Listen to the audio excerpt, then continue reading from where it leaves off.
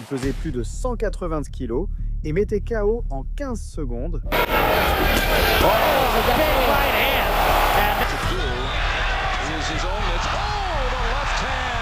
Chauve énorme avec un short coloré et un visage d'ange. Mais quand il lâchait son poing droit, quelqu'un tombait inconscient.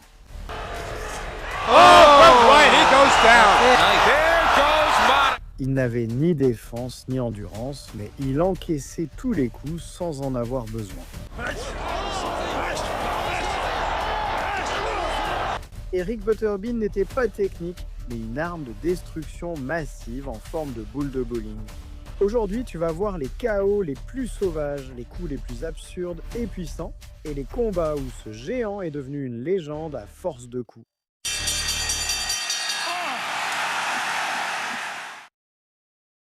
Eric Esch n'est pas né sur un ring ni dans une salle de sport, il est né à Bay City, Alabama, dans un corps obèse, semblant conçu par accident et force brute. Dès jeune, il travailla comme cuisinier dans une usine textile. Jusqu'au jour où il s'est inscrit à un Toughman Contest pour un billet de $1000 et l'occasion de libérer tout ce qu'il avait contenu. Il ne savait pas boxer, mais quand il a lâché son direct du droit, le public a rugi, il dansait. Oh, two. Jackhammer here. What else could he do? Oh. Henry just Et il l'a fait 56 fois de plus. pressure-filled situations. La télévision nationale l'a érigé en phénomène, lui a donné des gants professionnels, l'a maquillé aux couleurs patriotiques et l'a envoyé sur le ring. Le monde riait jusqu'à l'évanouissement de quelqu'un. Ses débuts les professionnels ont eu lieu le 18 octobre 1994 à Auburn Hills, Michigan. L'adversaire Doug Norris a un peu d'expérience mais manque de chance. Au premier round, Butterbean avance lentement, sans défense, encaissant quelques jabs, mais progresse comme un réfrigérateur meurtrier.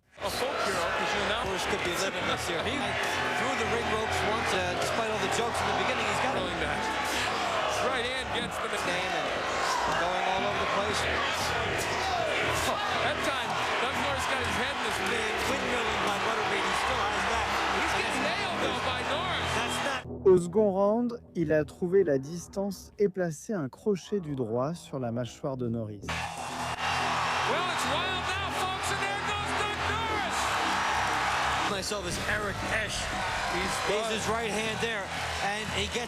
Le corps est tombé, l'arbitre est intervenu et Butterbean avait son premier KO en professionnel et ce qui a suivi a été encore plus violent.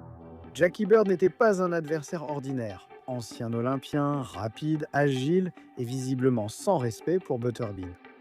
Dès le premier round, ils ont échangé des coups avec rage. Aucune observation ni patience, juste une guerre totale. Bird a placé de bons coups, Butterbean répondait avec puissance, réduisant la distance. Le public s'enflammait à chaque échange de points.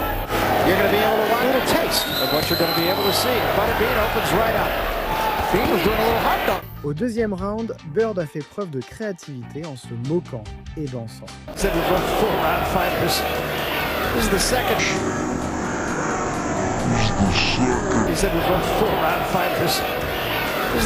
Il bougeait la tête avec sarcasme comme pour dire « c'est tout ». Bean says, come on. It is his style, and he is a tough man. Right, because Bean just wants to punch it out. Au début du troisième round, Butterbean a foncé comme un train incontrôlable. 4 rounds with McNeely, and still managed to get him out of there. Bean, no, not Butterbean. Il l'a acculé, lui a lancé quelques crochets au corps et soudain, boum, un direct du droit dévastateur au visage l'a laissé effondrer sur le tapis. It might deflect it, but I think if you get nailed with a 16, you can get out of there. Oh, big right hand, and that dropped him, and I mean dropped. There it is, good shot. KO direct incontestable brutal. Bird, après un geste moqueur, est tombé la tête la première sous les acclamations du public. Butterbean n'était ni rapide ni élégant, mais si tu baissais ta garde, tu te réveillais avec un médecin à côté. Richard Davis est monté sur le ring avec la même stratégie que beaucoup avant lui. Résister, bouger, utiliser le jab, garder la distance. Ça ne marche que si l'adversaire se fatigue, et Butterbean ne laissait jamais ce temps. Dès le premier round, il a fait ce qu'il savait, mettre la pression. Il a coincé contre les cordes, frappant comme un marteau. Davis a tenté de pivoter, d'esquiver, mais il était piégé, sans issue. Il ne s'était écoulé que quelques minutes lorsque Butterbean a décoché un crochet du gauche qui a atterri directement sur la mâchoire. Mon Dieu!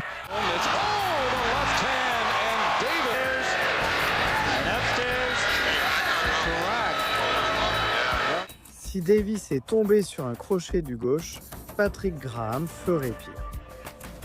Dès la première seconde, Butterbean est allé de l'avant, pressant, frappant, poussant. Just kind of cave you in, Brett. Earned in his 40 fight tour of duty. The left jab to his repertoire. And if he just throws a hard shot, he can hurt someone. Thunderous right handers. He might have to give up his big wrestling punches, but he doesn't like. Graham a résisté, mais au second round, un direct l'a mis au tapis. Jab, he can do a lot. And Butterbean counter. Sends him to the canvas. You notice that Butterbean actually. Il s'est relevé en titubant et a survécu comme il a pu, mais le troisième round n'a duré que très peu de temps. By Butterbean Love. Butterbean, He looks good. Un crochet du gauche au visage et un coup puissant au corps l'ont presque éjecté du ring. and he winks at George while you're talking to him, and then knocks Graham through the rope. 1-2, left hook to the top, right crushing to the body. Graham est tombé après un crochet du gauche et un coup puissant au corps. Et pendant qu'on le sortait du ring, un autre entrait déjà sans savoir ce qu'il attendait. Dès la première seconde, Butterbean est redevenu le même tank qu'avant, avançant sans relâche, frappant comme s'il voulait traverser son adversaire. You're going to feel that way. And he just laughs at That he has against other foes that have been fighting 10-rounders. Phillips reculait en se couvrant, mais chaque coup résonnait comme un tambour. So far, I think I would be hard pressed in attendance. and he's starting to get confidence, but that's It's so funny. Au deuxième round, sous pression, Butterbean a asséné un direct du droit qui a mis Phillips KO sur le coup. Ahead too. See ya. there was the power of Chin up in the air and see ya. KO net, sans décompte, un autre corps au tapis, un round écourté, et Butterbean, encore une fois, sans jamais reculer. 6 juillet 1996, Tunica, Mississippi. Ce soir-là, Butterbean affrontait Kevin Talon, un gars qui n'avait pas la carrure, mais qui avait le cran de se dresser devant lui. Dès le premier round, Butterbean a fait ce qu'il sait faire. Pression constante, avançant sans arrêt, lançant des coups puissants. Kenny Key in front of the main. Baker.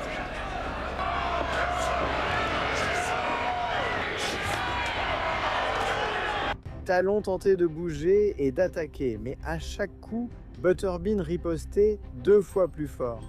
Butterbean missing with the right hand, scoring with the left. And make people happy and to, promote themselves.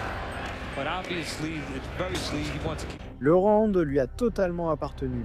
Il n'y a pas eu de chute, mais il était clair qui chassait qui. Au second round, le piège s'est refermé. Un crochet gauche puissant a secoué Talon, brisé sa garde, puis après une rafale de coups, il est tombé pour la première fois. How many fights does he have? well, Talon just got knocked, and Butterbean trying to add his 30-second knockout. And he sends Talon down here around. Il s'est relevé en titubant et quelques secondes plus tard, la même combinaison l'a de nouveau mis au tapis. As he continues to pound the overmatched Talon.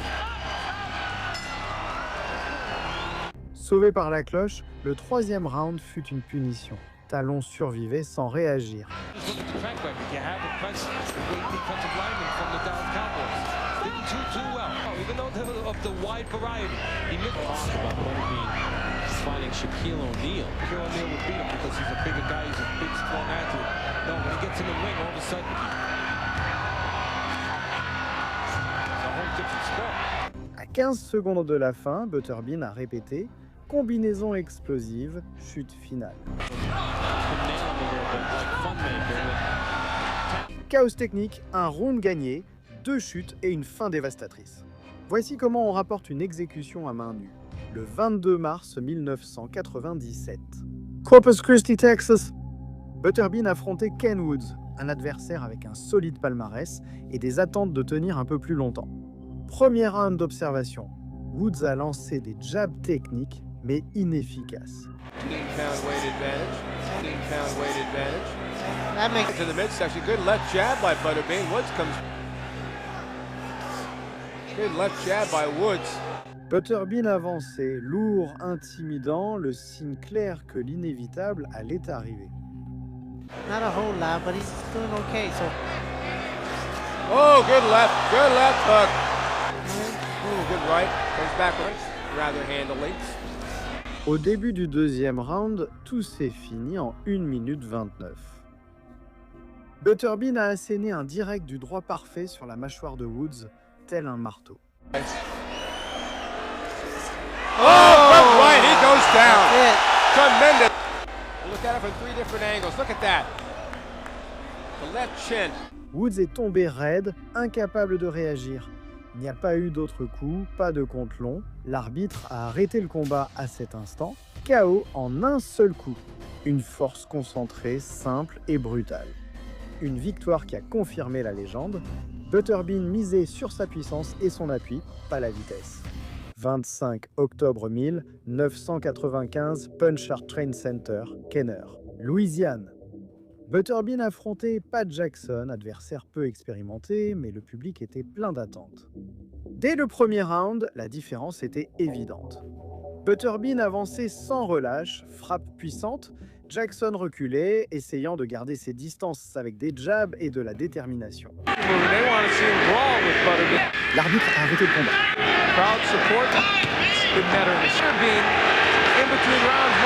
Le combat s'est déroulé sans chute dans les 2 premiers rounds, mais la tension a monté en fin de deuxième.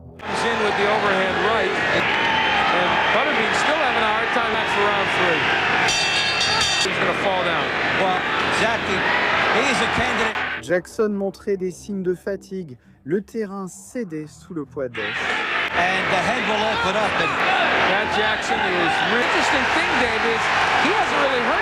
Au début du 3e round, tout a changé. Butterbean a lancé une rafale incroyable de coups et a accidentellement touché l'arbitre. L'arbitre est tombé puis s'est relevé, mais le combat a été arrêté car Pat Jackson a abandonné et Butterbean a gagné au 3e round. La victoire n'a pas été un chaos technique, mais son impact a été brutal et surprenant. Butterbean ne s'arrête pas et frappe fort. Quand il frappe, tout le monde tombe, même les arbitres. En 1999, Butterbean a affronté Peter McNeely, célèbre pour son combat contre Mike Tyson en 1995. Surnommé l'ouragan, McNeely était connu pour son style agressif et sa capacité à mettre la pression dès le début, malgré une défense souvent faible. Dès la cloche, il a tenté de prendre l'initiative avec des combinaisons rapides contre Butterbean. Cependant, Butterbean, avec sa patience caractéristique, a attendu le bon moment pour répliquer.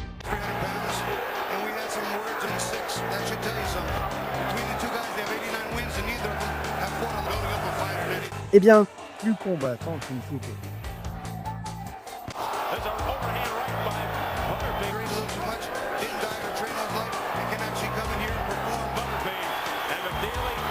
À la moitié du premier round, Butterbean a enchaîné une série de coups qui ont laissé McNeely visiblement touché. Cela a déclenché une pluie de coups sur McNeely qui s'est terminée lorsque l'arbitre a arrêté le combat par KO technique.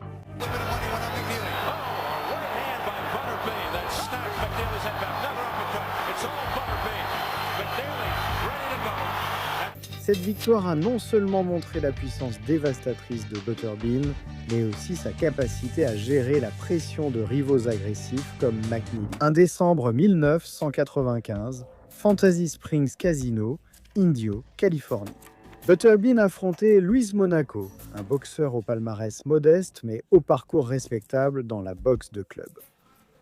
Le promoteur pensait que le combat serait court, mais après que Monaco se soit relevé, il n'a fallu que 30 secondes pour qu'il reçoive un second coup et tombe à nouveau. L'une des victoires les plus marquantes de Butterbean. En moins de 2 minutes, sa renommée mondiale s'est imposée. On le surnommait showman ou plaisantin, mais quand la cloche sonnait, Butterbean ne faisait plus rire. Ses combats étaient brefs, ses points exprimaient tout, ses adversaires restaient silencieux. Un homme de 400 livres, force de marteau, âme de guerrier, un chaos sur pattes. Au final, il n'a pas été champion du monde, mais il a terrorisé le premier round.